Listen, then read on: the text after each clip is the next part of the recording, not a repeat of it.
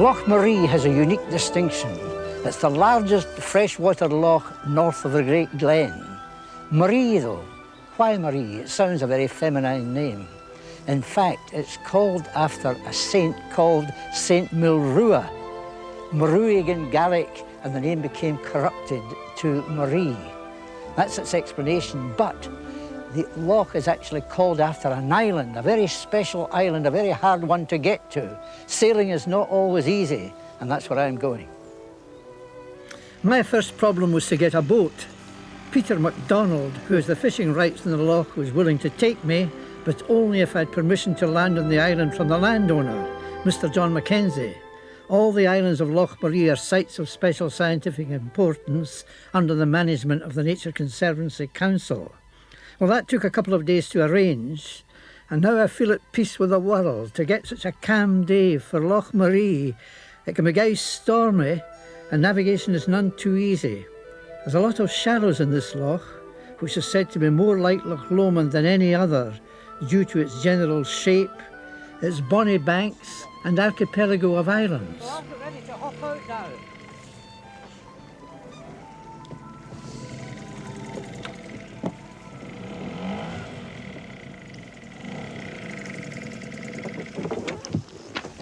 Okay.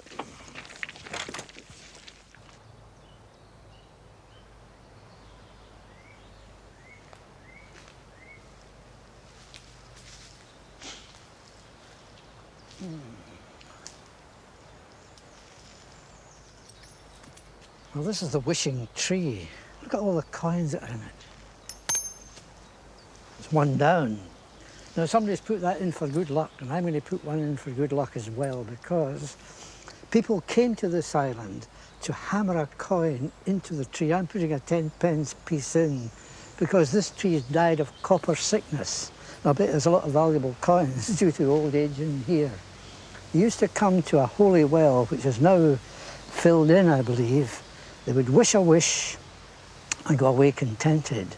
But very much earlier than that, when Thomas Pennant paid a visit somewhere around the beginning of the 19th century, what he found was that the island was still being visited to cure mental illness, and the cure was pretty drastic. They went to the holy well, took a sip of the waters, they left a present, then they went to the holy well again, left another present, and then they were dipped in the loch 3 times, and they did that every day until they were cured. And it's reckoned some of them were cured. This raised mound in the centre of the island was the monastery area of Saint Milrua, and the Celtic missionaries who followed him.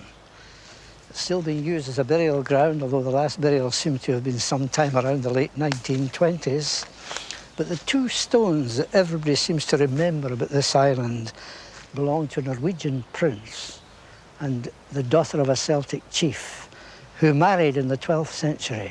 He'd been called away to the wars, and the wife began to doubt his love, and to test it, she pretended to be dead when he came back. And the prince, who was distracted with grief, stabbed himself, and she plucked the knife from him and stabbed herself. And this is their burial ground.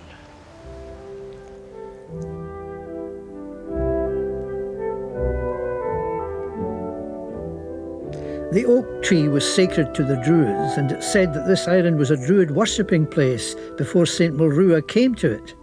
Parish records at Dingwall record pagan rites as late as the 17th century. Holly is a symbol of Christianity, and it's said that St. Milrua planted it here. Now the trees have taken over and there isn't much room to walk. I want to go now to the eastern shore, which even today is still completely roadless.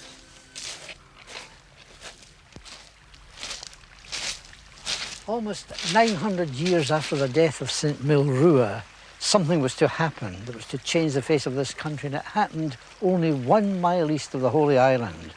It was the finding of iron, 1,700 veins of it, and everything was here to smelt out the iron from the ore, the trees. The natural oaks made perfect charcoal, and from 1607 onward, for the next 60 years, all sorts of articles were manufactured here, and amongst them, cannons for war. And this spot is still known today as Furnace. And I'm going away up to see what remains of these old workings. The very first iron ever made in Scotland from wood.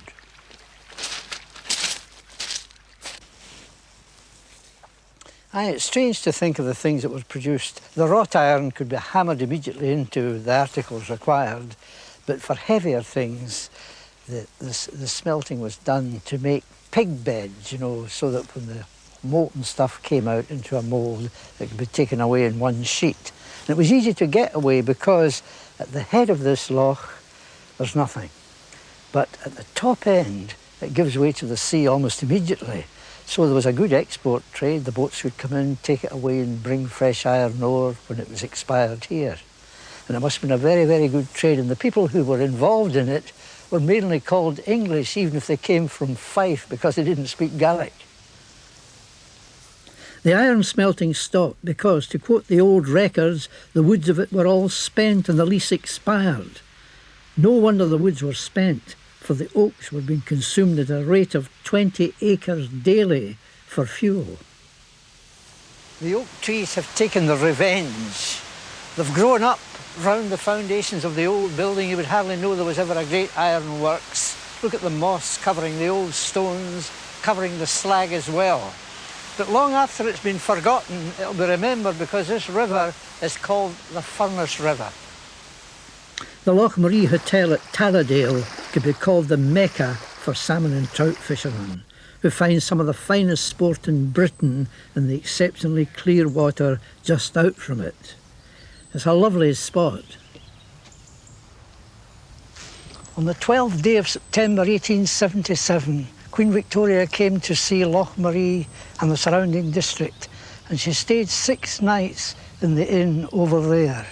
And she wanted this stone. She willed, by her condescension, that this would be a remembrancer of the 6 days she spent in this delightful part of Russia. This forest walk is a more permanent memorial in some ways to Queen Victoria. The Victoria Falls, a 3-storey fall at that. Must go up and look at the top. Grand, but I'm glad you can't feel the midges biting. There's hardly a breath of wind in this Forestry Commission spruce forest. I'm sure it wasn't here in Queen Victoria's day. These dense modern plantations grow fast compared to the tree that's natural to the western shore of Loch Maree, the Caledonian pine. In 1951, something of great natural history importance happened in Loch Maree side.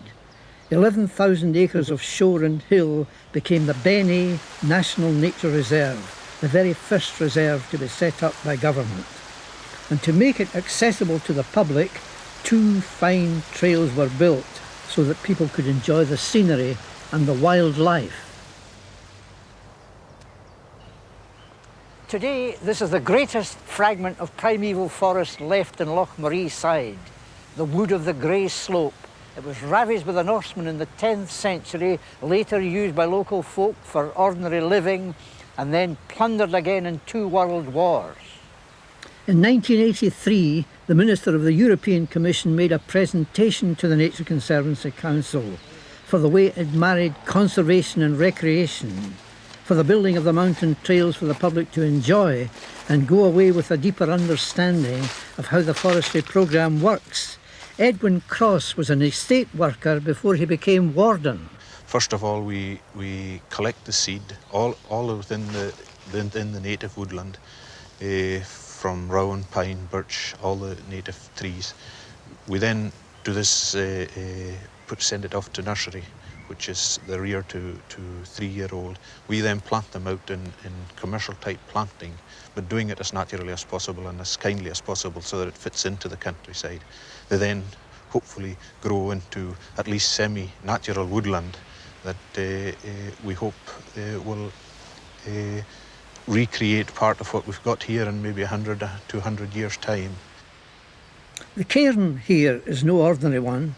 It's designed to conform with the lay of the rock scenery all around you, each strikingly different. Well, it starts down on the bottom with the oldest rock, the Louisian gneiss, which is that the stuff we see over there? Yes. On on Slayer here, just across the That the water lowest there. stuff is the Louisian Nice, gneiss. yes.